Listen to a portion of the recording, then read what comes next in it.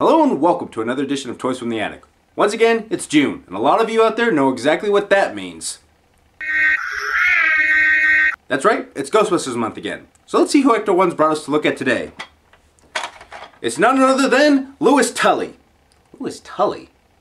Well, I guess we'll take a look at him anyways.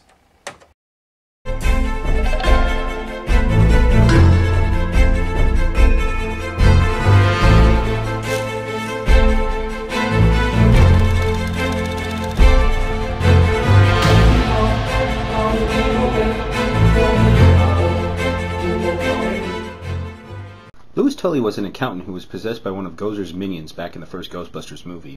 After he was saved and he got his law degree by night, he was then hired on by the Ghostbusters to represent them in their court case during the second movie. He was eventually hired on full term to become the Ghostbusters accountant/lawyer.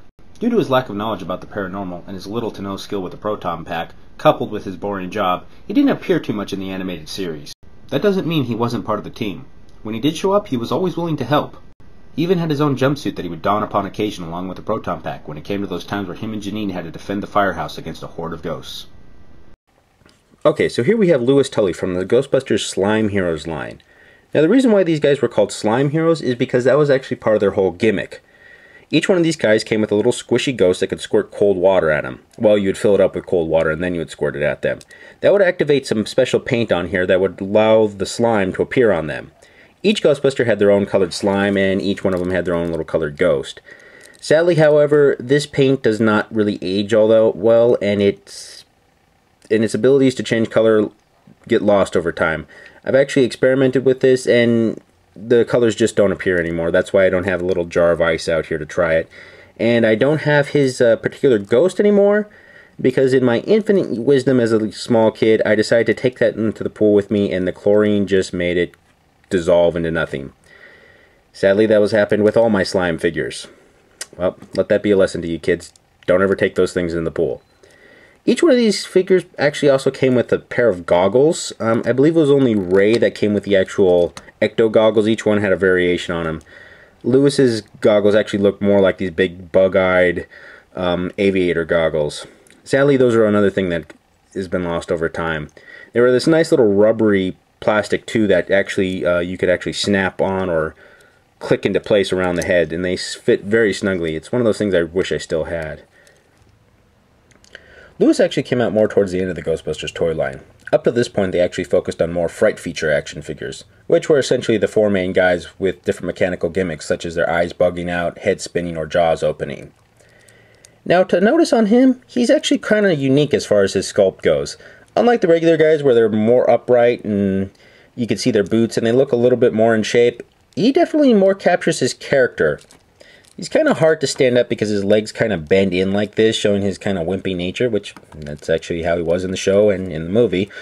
So he's a little bit hard to stand up, and I'm not sure if this is actually just part of him or part of his design, but he actually kind of has to really hunch forward in order to get to kind of stay upright, which, thinking about his character now, that's actually kind of how he's always stood. If I try to stand him upright, especially with his pack, he just wants to fall over. So I think that's actually kind of neat. It's either it's really well thought out or a really good happy accident. You can also see that his jumpsuit is a lot baggier on him. Definitely tell that he doesn't fill it out. And another nice feature, just tongue-tied today. Another nice feature is that he actually doesn't have any boots. It's hard to see on this yellow plastic. I'm wishing I actually had the Power Pack figure to show. It's a little bit easier to see the details. But you could see his baggy socks, and he just has regular shoes on.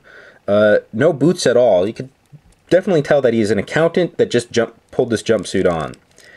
Another interesting fact between this mold and the newer ones is he actually doesn't have a logo on the sides of his arms. He actually has one on his chest. And this would follow with the rest of the Slime Hero figures.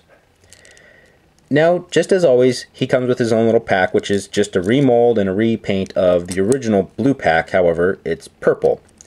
I don't actually remember which color pack he comes with. I'm sorry to say, those are one of those things that's lost to me over time. Each one, I mean, they were all purple, but I mean, each one had a different colored beam. It's just one of those things that they're interchangeable. It doesn't really matter which one you have. Another thing I'd like to point out is his face sculpt. I think it actually looks a lot more movie accurate than it does cartoon accurate. And another nice feature is I like that they painted his hair black. It makes it look a little bit more like Rick Moranis than it does in the cartoon. Alright, so this has been a look at the Real Ghostbusters Slime Heroes Louis Tully. Once again, thank you for watching. If you liked what you've seen today, please feel free to like, subscribe, or leave a comment below in the comment section. Any advice for the show will be greatly appreciated. Who knows, something you suggest may appear on the show in the future.